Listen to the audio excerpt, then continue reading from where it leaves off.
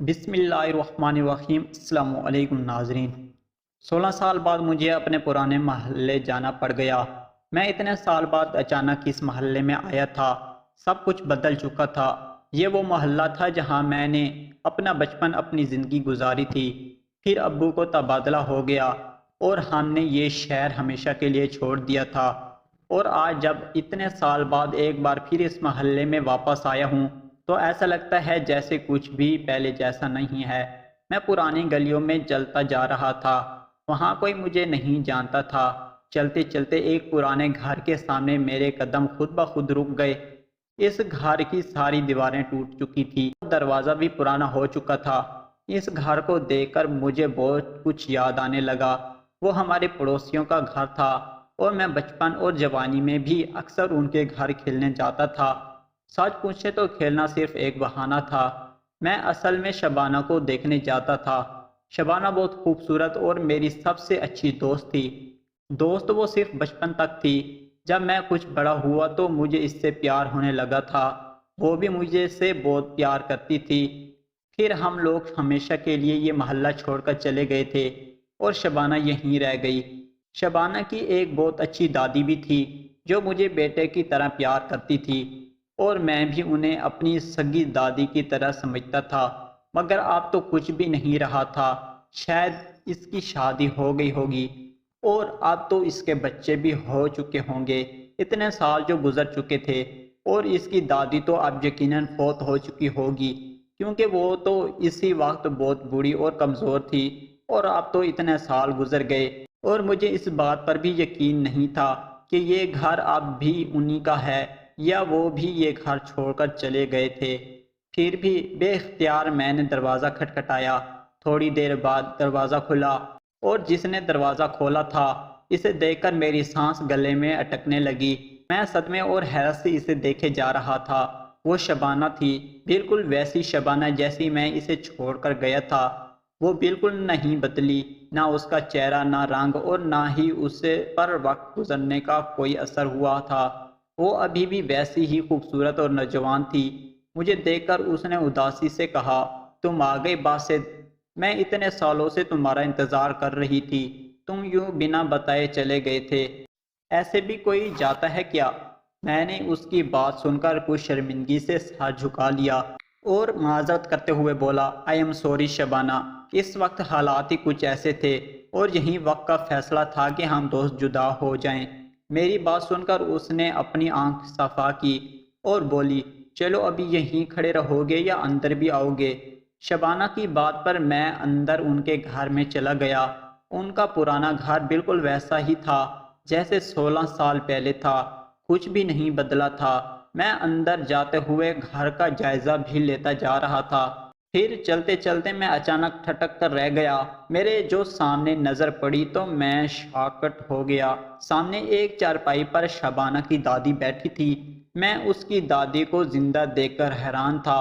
اتنے سال بعد نہ صرف وہ زندہ تھی بلکہ ویسی کی ویسے صحت مند تھی۔ میں آنکھیں پھاڑے انہیں دیکھے جا رہا تھا، ایسے کیسے ممکن تھا؟ پھر میں نے اس کی دادی کو سلام کیا۔ دادی نے مسکراتے ہوئے میری طرف دیکھ کر کہا، کیسے ہو باسط؟ اتنے سال بعد کیسے یاد کیا ہم غریبوں کو؟ میں دادی کی بات سن کر مزید حیران ہو گیا۔ انہوں نے صرف ایک نظر دیکھ لینے پر ہی مجھے پہچان لیا تھا، جبکہ میری شکل اتنے سالوں میں کافی تبدیل ہو چکی تھی۔ اور جب میں یہاں سے گیا تھا تب میرے چہرے پر داڑھی بھی نہیں تھی۔ میں ان کی یادداشت پر کافی حیران تھا۔ پتہ نہیں کیوں لیکن میرا دل کہہ رہا تھا کہ کچھ غلط ہے۔ میں نے مسکراتے ہوئے کہا، میں ٹھیک ہوں، آپ کیسی ہیں دادی؟ پھر دادی نے میرا ہاتھ پکڑ کر مجھے اپنے پاس بٹھایا۔ اسی وقت شبانہ نے اپنے ملازم کو آواز دے کر کہا، ناظم چائے لے کر آؤ۔ میں شبانہ کی بات سن کر ایک حیرت میں ڈوب گیا۔ ناظم ان کے گھر کا کافی پرانا ملازم تھا اور وہ اس وقت بھی انہی کے گھر کام کرتا تھا جب ہم چھوٹے تھے، اور آج اتنے سال بھی وہ اسی گھر میں ملازم ہیں۔ میرے لیے یقین کرنا مشکل ہو رہا تھا۔ میں نے شبانہ سے پوچھا، کیا ناظم اب بھی یہاں کام کرتا ہے؟ شبانہ مسکراتے ہوئے بولی، ہاں ناظم اب بھی ہمارے گھر میں کام کرتا ہے، سب کچھ وہی ہے جیسے تم چھوڑ کر گئے تھے، بس تم ہی بدل گئے ہو۔ شبانہ نے شکوہ کیا اور میں اس کے شکوے پر مزید شرمندہ ہو گیا۔ پھر شبانہ کی دادی نے ایک نہایت عجیب و غریب بات کہی۔ بیٹا تم نے ہمارے گھر میں موجود قبریں دیکھ لی۔ میں ان کی بات سن کر بری طرح الجھ گیا اور میں نے حیرانگی سے شبانہ کی طرف دیکھ کر پوچھا، یہ دادی کن قبروں کی بات کر رہی ہے اور گھر میں کس کی قبریں ہیں؟ شبانہ نے میری بات کا جواب دینے کی بجائے اپنی دادی کو ٹوکتے ہوئے کہا، کیا دادی آپ بھی ہر مہمان کے سامنے قبروں کا ذکر لے کر بیٹھ جاتی ہیں؟ اس بیچارے کو چائے تو پینے دو۔ دادی نے کچھ شرمندگی سے میری طرف دیکھ کر کہا، اچھا بیٹا تم چائے پی لو پھر بات کریں گے۔ لیکن میں بری طرح الجھ چکا تھا۔ آخر کیا تھا جو میری سمجھ میں نہیں آ رہا تھا۔ میں وہیں دادی کے ساتھ بیٹھ کر باتیں کر رہا تھا۔ دادی نے شکوہ کرتے ہوئے کہا، تم اتنے بڑے آدمی بن گئے، دوبارہ اس محلے میں ہی نہیں آئے، ہم تمہارا انتظار کرتے رہے۔ میں نے دادی کو سمجھاتے ہوئے کہا، دادی بس حالات ہی کچھ ایسے ہو گئے تھے کہ دوبارہ نہیں آ سکا۔ میرا بہت دل کرتا تھا میں آپ کے پاس آؤں، آپ سب سے ملوں۔ دادی نے بڑی محبت سے میرے گال پر ہاتھ رکھتے ہوئے کہا، اچھا تمہاری امی ابو اور باقی بہن بھائی کیسے ہیں؟ میں نے مسکراتے ہوئے کہا، سب ٹھیک ہیں دادی، اور امی تو آپ سب کو بہت یاد کرتی ہیں۔ پھر میں نے شبانہ کی طرف دیکھ کر کہا، شبانہ تم نے اب تک شادی کیوں نہیں کی؟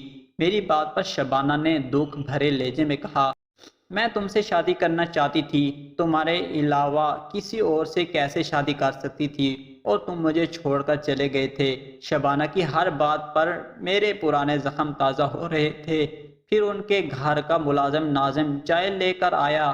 میں ناظم کو دیکھ کر ایک بار پھر الجھ گیا، کیونکہ ناظم اب بھی ویسا تھا جیسے 16 سال پہلے تھا۔ وہ بالکل نہیں بدلا تھا اور نہ ہی اس کی عمر بڑی تھی، اور میں سوچ رہا تھا کہ کیا اس گھر میں رہنے والوں پر وقت گزرنے کا بالکل اثر نہیں ہوا تھا؟ سب کے سب ویسے ہی نوجوان تھے جیسے میں انہیں چھوڑ کر گیا تھا۔ اب تو مجھے یقین ہو گیا تھا کچھ نہ کچھ واقعہ عجیب ہے۔ ناظم نے چائے رکھ کر مجھے دیکھا اور خوش ہوتے ہوئے بولا، باسط بابو آپ اتنے سال بعد ہمارے گھر کا راستہ کیسے بھول آئے؟